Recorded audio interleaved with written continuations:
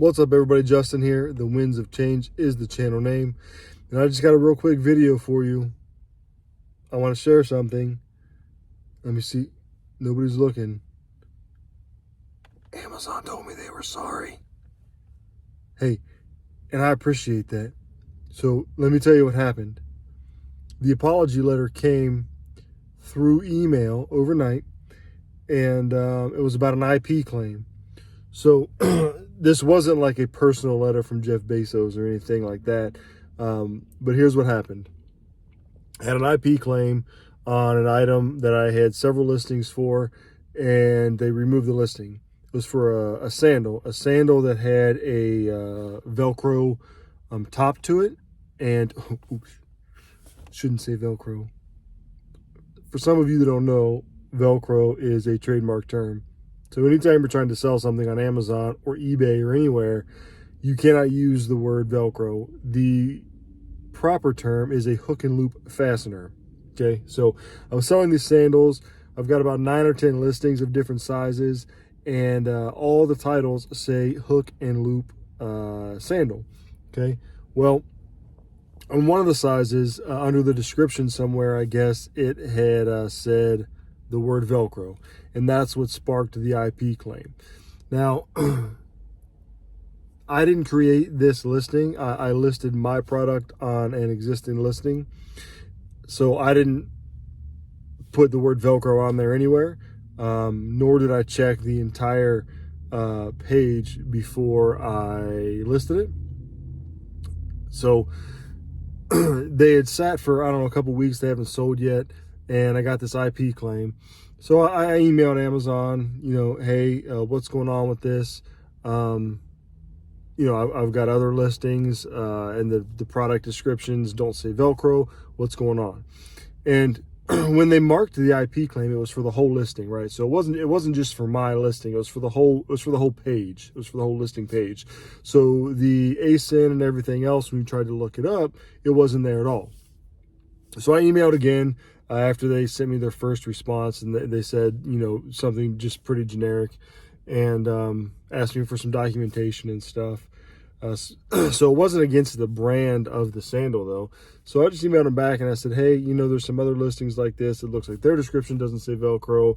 Where does it say it at? And we can get it taken care of. What steps do you want me to take so that I can, remove this listing? I'm sorry, so that I can remove this word and this listing can get back active. Because there are other sellers on the listing.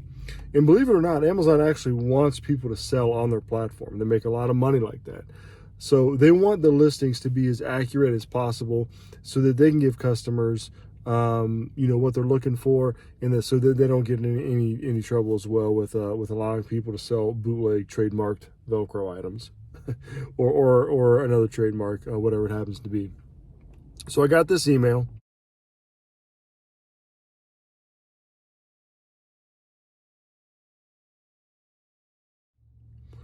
And said, hey, apologies. Whenever it comes to this kind of stuff, we err on the side of caution. So we took the listing down. But we're putting the listing back up. So that's awesome, right? So if you don't know what an IP claim is, it is an intellectual property claim, which basically is somebody accusing you of trying to sell their trademarked items as your own, which isn't what I was doing. It's not my intent. And I said that, in the letter. So it got reinstated, and all the other sellers who were selling on there, they can now list their items back on there. And so I don't know if my email had anything to do with them reinstating it, but it definitely doesn't hurt to communicate. And that's my point in this video.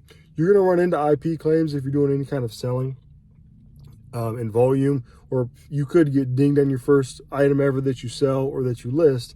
But, the more you have up there, the more chances it are that that's going to happen. So the frustrating thing is that when you go to Amazon and Amazon says you can sell it, you list it, you send it in, gets to the warehouse, and then they say, hey, now it's an IP claim. That's frustrating. You figure the brand would just block it from, restrict it from other sellers in general. But not everybody does that.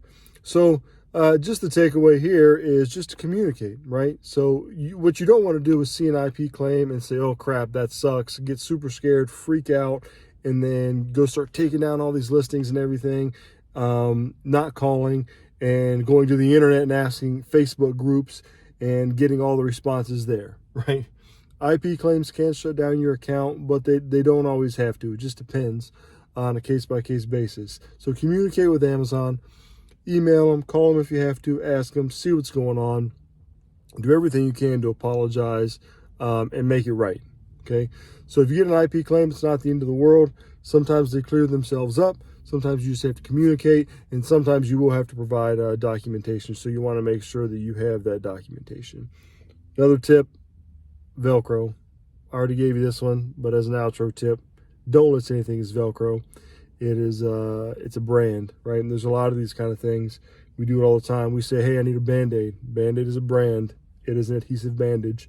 I need a Kleenex. Kleenex is a brand. It's a facial tissue. Learned the other day, dumpster is actually a brand as well. It's a trash receptacle.